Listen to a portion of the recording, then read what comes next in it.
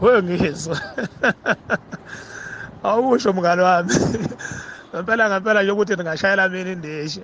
Ungangishayela ngani-ke wena ngoba phela uyazazi nami mngani wami ukuthi usaphila ngomenano.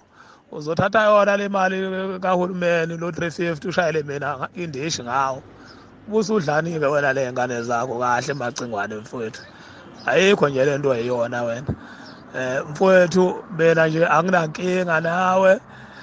Ngangingekho noma uxoshwe emsakazweni, angikwazi nokuthi waxoshelwani, angihlangani futhi nokuxoshwa kwakho.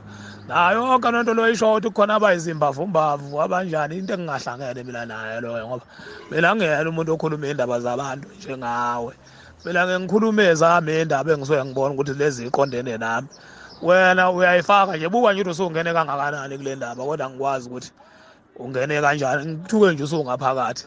Yabo, so nje angikwazi nami ukuthi ungene kanjani. Yikho nje ngikuvumela ngithi hayi kulungile, ngizokwenza lokho okushoyo, ngizoyihlalela ekhaya mina. Ngikudedele nale game oyibiza ngokuthi eyakho. Futhi ngingathi igame, ngikudedele nje nalo mbhedo obiza ngokuthi igame wena ngoba kahle kahle awuyazi negame ukuthi yini wena. Yabo, yonke into engasile le umbhedo uyibiza ngegame. Mhlawumbe nakhona emsakazweni bakuxoshela wona amagame lawo ngoba ngathi uwathanda kakhulu.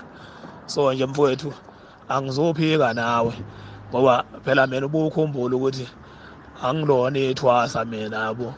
Nesinefu lesa ngisibhemi, mhlambe nasi isinefu lesi enisifuqayo nilona ithi nezangoma. Mhlambe sibuye simdisturbe la emqondweni. Ngiyakubona wena udisturbekile kancane la emqondweni. Kodwa ke ngikuye kunje, ngikuyekela abakini emachuneni.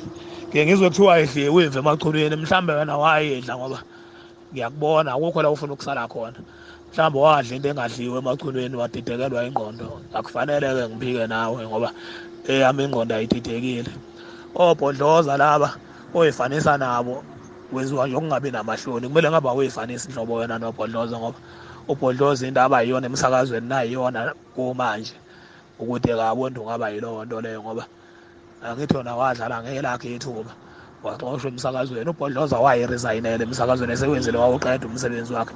Njengoba ukuthi nje thina saba kabhodloza asinamahloni ngalokho. Wena nalabaculi bakho odabakho niyafana vele emqondweni yena. Qinisile mawudabakho imqondwana yena vele ithe ukulahleka kancane. Kuyasho ukuthi vele imfundiso yakho le. So nje uthi ngikuyeke nje kanje uqhubeke ukhande ngoba vele ukhanda into yakho. Mina ngeke ngikwazi ukulongiphika nawe ngoba mina anginalo idosha, wena usadakwe idosha kwamanje.